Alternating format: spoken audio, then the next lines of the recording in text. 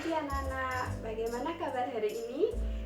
Harap anak-anak tetap sehat ya dan semangat dalam belajar meskipun masa pandemi seperti ini.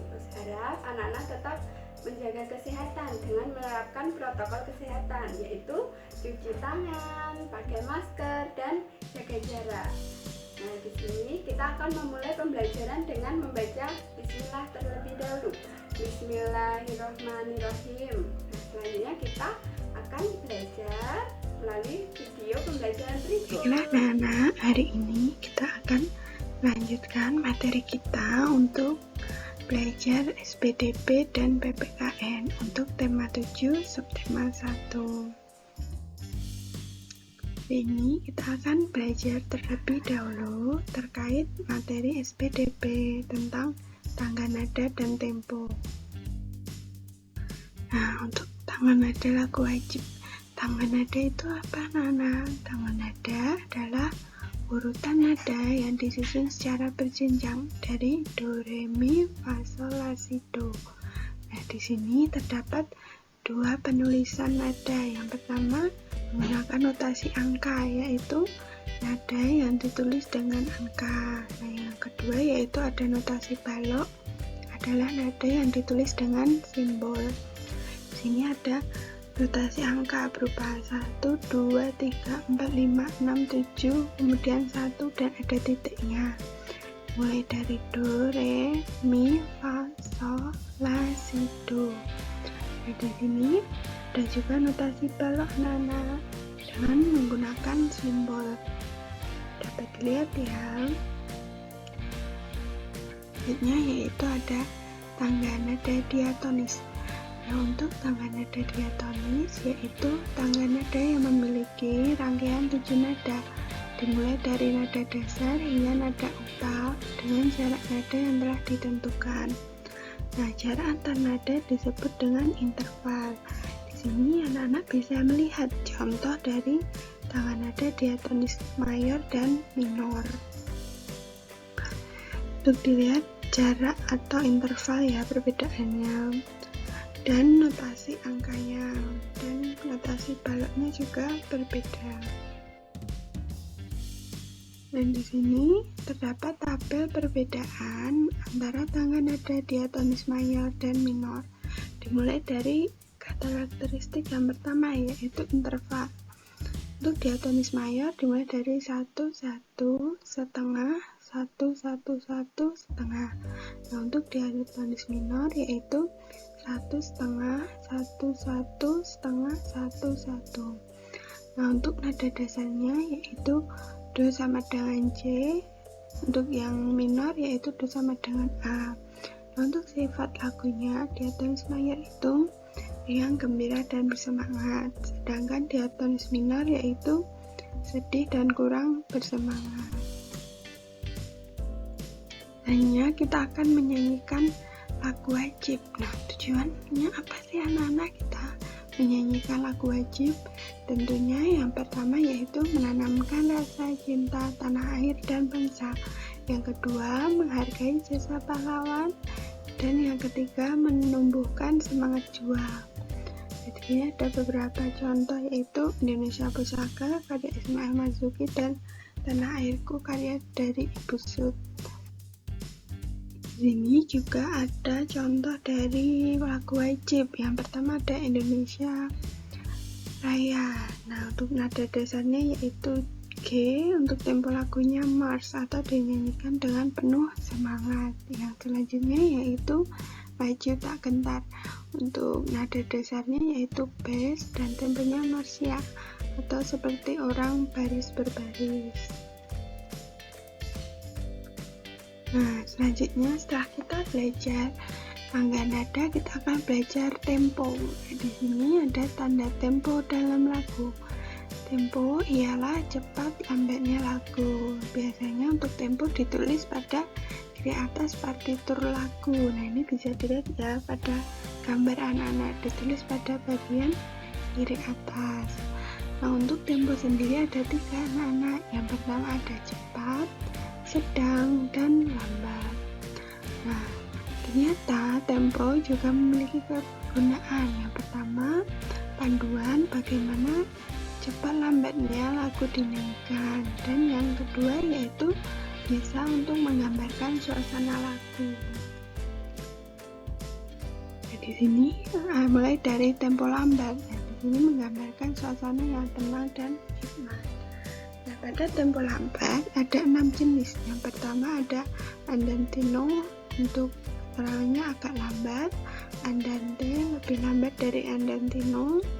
Maestoso hikmat, lento lambat, adagio lebih lambat dari lento, dan yang terakhir grave atau sangat lambat. Jadi semisal ada sebuah lagu yang menggunakan tempo grave, maka lagu tersebut dinyanyikan dengan sangat lambat, kecepatannya dengan sangat lambat. Selanjutnya yaitu tempo sedang. Nah, untuk tempo sedang menggambarkan suasana yang megah. Ada 2 jenis. Yang pertama yaitu allegretto, yaitu agak cepat dari yang, dan yang kedua moderato atau sedang. Yang terakhir ada tempo cepat. Untuk tempo cepat menggambarkan suasana senang, gembira, dan riang. Nah, di sini ada 5 jenis ya anak-anak. Yang pertama yaitu allegro atau cepat dan gembira, yang kedua animato atau riang gembira, yang ketiga vives sangat riang dan cepat, yang keempat presto atau sangat cepat, yang kelima allegro assai atau sangat cepat sekali. Nah, anak bisa menghafal istilah dari tempo lambat hingga cepat tadi karena biasanya sering keluar pada soal-soal. Nah, untuk materi seni budaya sudah selesai, kita lanjut pada materi PPKN. Untuk materi PPKN, kita akan belajar terkait keberagaman budaya sosial di Indonesia. Ya, mari kita lihat anak-anak materinya.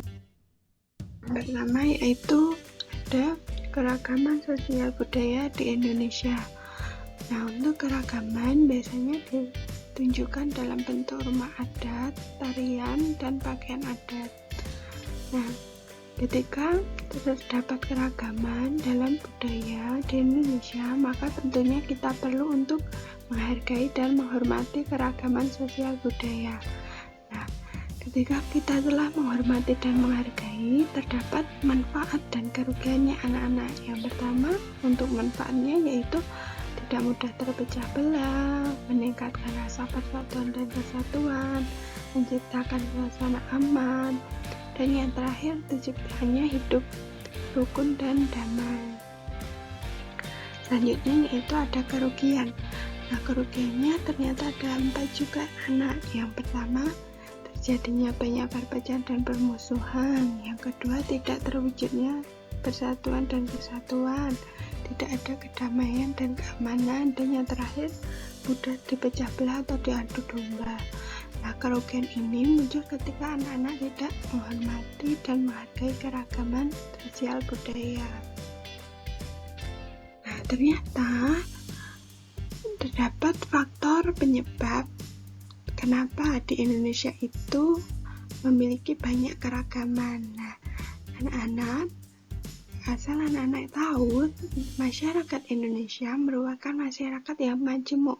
Artinya apa? Artinya yaitu masyarakat yang majemuk itu terdiri dari berbagai jenis. Nah, ternyata terdapat faktor penyebab kenapa terbentuknya masyarakat majemuk di Indonesia, antara lain yang pertama letak geografis.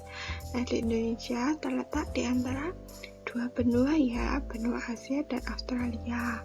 Lalu terletak di antara 2 samudra yaitu Pasifik dan India. Yang ketiga dilalui garis khatulistiwa. Nah, ya, selain dipengaruhi oleh itu juga Indonesia ternyata terletak di jalur persimpangan transportasi udara dunia. Nah, ini mengapa menyebabkan di Indonesia terdapat berbagai keragaman. Nah, yang kedua yaitu ada faktor sejarah. Untuk faktor sejarah, faktor penyebab utamanya yaitu adanya percampuran dengan budaya asing. mungkin ketika masa penjajahan hingga saat ini anak-anak bisa melihat ya banyak peninggalan dari budaya-budaya asing zaman dulu ketika penjajahan, mulai dari bangunan, lalu ada pakaian, hingga ada musik daerah. Lalu yang terakhir yaitu faktor keberagaman kenampakan alam. Nah, anak-anak tahu ya, Indonesia itu merupakan negara kepulauan dari Sabang hingga Merauke. Nah, hal tersebut menyebabkan masyarakat terpisah di berbagai pulau-pulau tersendiri. Nah, masyarakat tersebut tentunya tidak dapat berinteraksi satu sama lain, sehingga memiliki cara hidup masing-masing dan menghasilkan budaya yang berbeda. Selanjutnya yaitu kita akan belajar keragaman suku bangsa dan budaya. Nah, Indonesia, anak-anak tahu ya bahwa Indonesia merupakan negara kepulauan dengan keragaman budaya, ras, suku bangsa, kepercayaan, agama, bahasa daerah, dan lain-lain. Nah, di Indonesia sendiri, tentu anak-anak pernah mendengar semboyan Bhinneka Tunggal Ika, yang artinya meskipun berbeda-beda tapi tetap satu jiwa.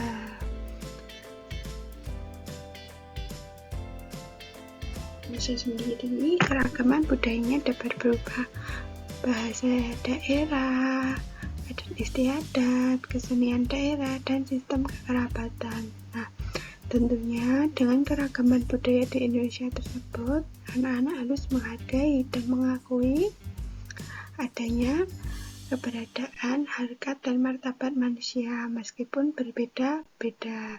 Nah, sikap tersebut merupakan sikap menghormati ya anak-anak. Ini terdapat tabel persebaran suku bangsa di Indonesia. Nah, anak-anak bisa menghafalkan berdasarkan tabel di sini ya. Contohnya seperti Jawa Tengah suku bangsa Jawa, Jawa Barat suku Sunda atau Baduy, DKI Jakarta suku Betawi dan Sunda, dan lain-lain. Ini juga terdapat beberapa pakaian adat di berbagai daerah di Indonesia. Bisa dilihat pada gambar anak-anak. Nah, untuk lengkapnya nanti anak-anak dapat belajar pada PDF yang Us kirimkan. Juga terdapat berbagai rumah adat di Indonesia seperti rumah joglo, rumah Hanoi, rumah panggung, dan lain-lain. Di sini anak-anak juga bisa melihat tarian di berbagai daerah, misal tari merak atau tari kecak dari Bali atau tari dari adat Kalimantan. Nah, anak-anak bisa melihat. Selanjutnya, kita akan belajar keragaman suku bangsa dan budaya. Tentunya karena di Indonesia terdapat berbagai macam keragaman suku bangsa dan budaya, hal-hal yang harus dilakukan yaitu untuk menghormati kebudayaan, yaitu yang pertama, bangga dengan kebudayaan daerah dan nasional. Yang kedua, melestarikan nilai-nilai budaya. Yang ketiga, menghormati kebudayaan daerah. Yang keempat, ikut memperkenalkan kebudayaan daerah agar tetap dikenal. Dan yang terakhir, mampu mempelajari kebudayaan daerah dan nasional. Nah, yang terakhir kita akan belajar memaknai keberagaman sebagai identitas bangsa Indonesia.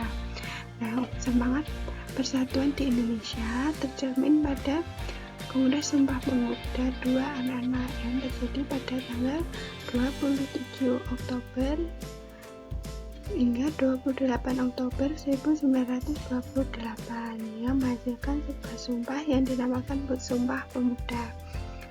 Nah, untuk Sumpah Pemuda dapat dibaca ya anak-anak. Yang pertama, kami putra dan putri Indonesia mengaku bertumpah darah yang satu, tanah air Indonesia. 2. Kami putra dan putri Indonesia mengaku berbangsa satu, bangsa Indonesia. 3. Kami putra dan putri Indonesia menjunjung bahasa persatuan, bahasa Indonesia. Jadi, semangat persatuan Indonesia dituangkan pada Sumpah Pemuda berikut. Alhamdulillah, kita sudah sampai pada penghujung materi. Sekian materi yang dapat disampaikan. Semoga anak-anak bisa menerimanya dengan baik ya. Sekian dari Us. Wassalamualaikum warahmatullahi wabarakatuh.